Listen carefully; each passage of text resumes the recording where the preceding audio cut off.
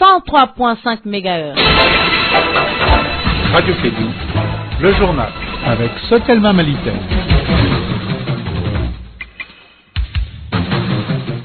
Merci de votre fidélité sur notre antenne. Bienvenue dans cette édition au sommaire. La journée internationale de lutte contre la pratique de l'excision a été célébrée ce jeudi au stade du 26 mars de Bamako. Le thème retenu pour cette 14e édition est Tolérance zéro aux mutilations génitales féminines, excision, les communautés s'engagent. La Tunisie a commémoré également ce jeudi le premier anniversaire de l'assassinat de l'opposant de gauche Chokri Belaïd, assassiné le 6 février 2013. Environ 200 personnes, dont beaucoup en pleurs, se sont rassemblées sur le lieu où il s'est effondré après avoir été atteint de plusieurs balles. Voici pour vous les titres, les détails dans un instant. Radio Clédou à Sikasso, 103.5 MHz. En bref, après la conférence des donateurs pour le Mali le 15 mai dernier à Bruxelles, hier mercredi, les donateurs se sont à nouveau réunis dans la capitale belge pour suivre les progrès du Mali et évaluer recettes et dépenses. Le bilan d'étape est présenté comme positif. 2 tiers des fonds ont déjà été engagés. Ils ont aussi parlé de reconstruction avec la remise en état d'infrastructures hydrauliques et la réhabilitation en décolle. Tolérance zéro au MGF excision, les communautés s'engagent, tel est le thème de la journée internationale de lutte contre la pratique de l'excision, célébrée ce jeudi au stade du 26 mars de Yirimadjo. L'objectif de cette journée est de contribuer à l'abandon de la pratique des MGF excision sur toute l'étendue du territoire national. La cérémonie était présidée par la représentante, Madame la ministre de la Promotion de la Femme, de la Famille et de l'Enfant, Madame Togoula Jacqueline Togoula, également ministre de l'Éducation nationale. Elle est au micro de Kani Okeita. À l'instar de la communauté internationale, le Mali célèbre cette journée, cette année, la journée du 6 février, tolérance zéro au MGF, excision, sous le parrainage du ministre de l'administration territoriale. Le thème national retenu par le ministère de la Promotion de la Femme, de la Famille et de l'Enfant à travers la Commission nationale d'organisation est le suivant: tolérance zéro au MGF excision, les communautés s'engagent.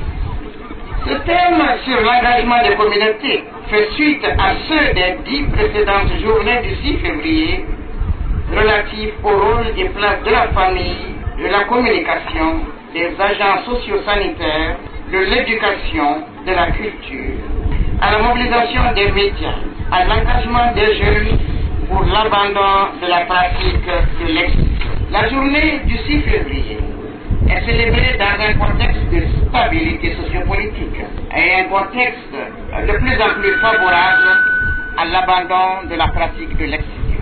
Pour ce résultat, cela portera le nombre de communautés ayant déjà déclaré l'abandon de la pratique de l'excision à travers le territoire national à plus de 800, sans compter les nombreuses familles anonymes qui ne la pratiquent plus et des centaines de villages qui ne l'ont jamais pratiquée.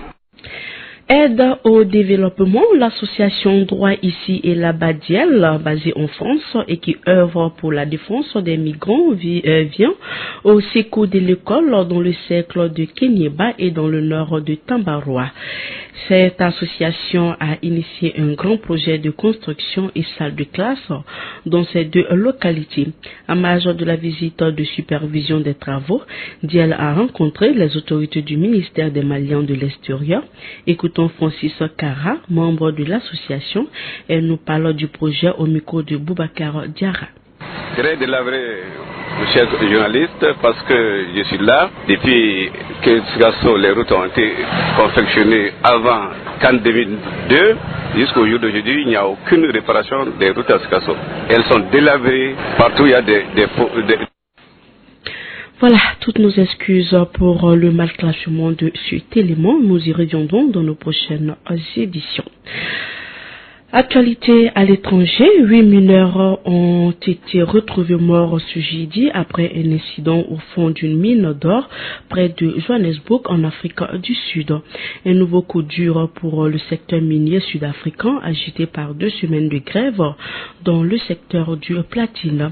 L'accident a été provoqué par une secousse tellurique de magnitude 2,4 qui a entraîné des chutes de pierres et endommagé des câbles. La Tunisie a commémoré ce jeudi le premier anniversaire de l'assassinat de l'opposant de gauche, Chokri Belaïd. Rappelons que Chokri Belaïd a été assassiné le 6 février 2013 devant chez lui, dans un quartier résidentiel de Tunis. L'assassinat a été attribué par les autorités aux djihadistes d'Ansar Assaria. Ce jeudi, environ 200 personnes, dont beaucoup en pleurs, se sont rassemblées sur le lieu où il s'est effondré après avoir été atteint de plusieurs balles. Demain vendredi, une cérémonie également en présence de responsables étrangers, dont le président français François Hollande est prévue pour célébrer l'adoption de la nouvelle loi fondamentale. Et puis en Afrique du Sud, le ministre français de la Défense, Jean-Yves Le Drian, a annoncé ce jeudi que la prolongation du mandat des forces françaises dans le pays était vraisemblable.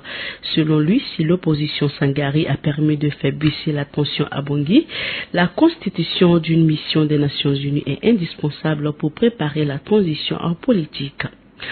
En Algérie, de nouveaux affrontements entre jeunes arabes et Mozambique ont eu lieu hier dans la ville de Gandaïa. Un bilan partiel fait état des morts et une dizaine de blessés.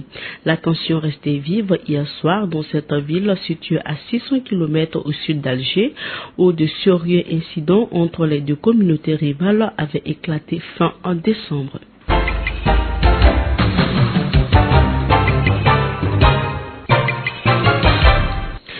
Voilà, parlons de Sikasso, où cette ville manque d'infrastructures routières.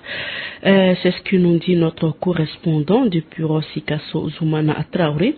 Les routes sont dans un état de délabrement général, occasionnant parfois des accidents de la circulation.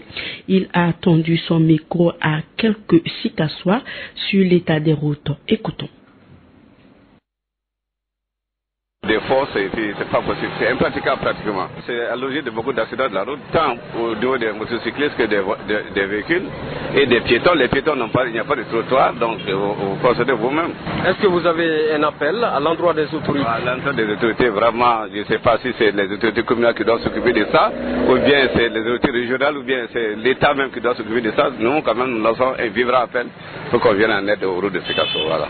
Sikasso a mis du temps à se développer. Bon, qui parle de développement d'une contrée parle forcément des infrastructures routières.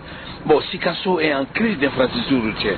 Parce que moi je me rappelle bien, la seule route que nous avions et que les gens empruntent tout le temps, c'est la route que le gouverneur Sila a construit à Bellurette.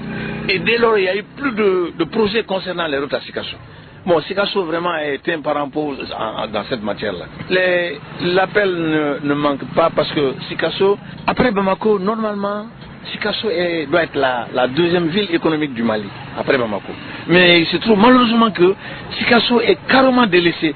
Non seulement les dirigeants ne pensent pas tellement à Sikasso, mais les ressortissants de Sikasso eux-mêmes ne réagissent pas par rapport au sous-développement de Sikasso. Donc l'appel que moi j'ai à lancer, c'est vraiment qu'on essaie de voir à cette phase de la démocratie, qu'on essaie un peu de songer à l'état des routes de Sikasso et au développement même de Sikasso dans son ensemble. Voilà, parlons à présent culture. La 10e édition du festival sur le Niger s'est ouverte hier après-midi à Ségou. Cette cérémonie d'ouverture a été présidée par le ministre de l'Artisanat et du Tourisme. Elle s'est tenue dans une ambiance festive et en présence des autorités administratives, politiques et économiques de Ségou. Reportage d'Ouba Dombeli. C'est devant un public de grands jours que la foire internationale de Ségou a ouvert ses portes aux berges du fleuve Niger à Ségou. Une manière pour Ségou de se faire une place de choix dans l'orientation économique du Mali. Mahamadou Koulibaly, secrétaire général du Conseil pour la promotion économique et locale, CEPEL Ségou. Nous avions voulu prouver à l'opinion nationale et internationale les valeurs de dignité, d'audace, d'opiniâtreté et d'engagement des Ségouviens. Dans ce monde en perpétuelle rupture et dans une société en déséquilibre constant, la révalorisation et le brassage culturel semblent être la seule alternative sur laquelle on peut prendre appui. Il s'agit là de démontrer que Ségou est la capitale économique et culturelle du Mali depuis 2004. Berté Aïssata Bengali, ministre de l'Artisanat et du Tourisme. Nous rendons grâce à Dieu pour ce grand rendez-vous qui dépasse nos frontières. Après la crise que vient de traverser notre cher Maliba, voilà 10 ans que les acteurs de l'artisanat et du tourisme malien, les opérateurs culturels, les artistes nationaux et internationaux se retrouvaient ici, sur les berges du nourricier fleuve Niger, à la faveur d'un festival. En souhaitant à toutes et à tous une bonne fête, je déclare ouverte la foire internationale du festival sur le Niger. Pour ainsi agrémenter la cérémonie, l'artiste de Markala Mamou Thiero et les Korodouga de Ségou se sont produits en faveur de la culture et de l'économie.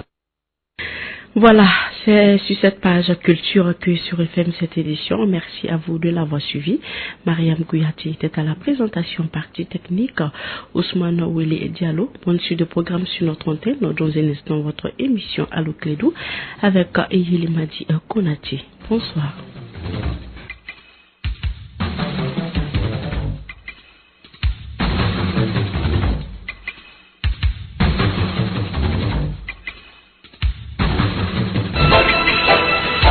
Radio Clédou, le journal avec Sotelma Malitaire.